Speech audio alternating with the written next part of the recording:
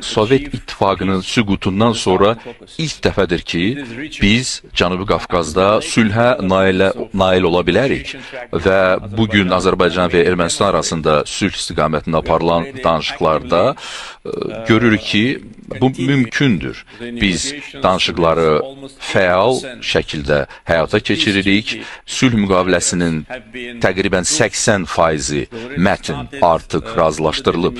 Biz artıq sərhədin delimitasiyasına prosesində, hətta demarkasiyasına nail olmuşuq. Bəli, bu kiçik bir addımdır.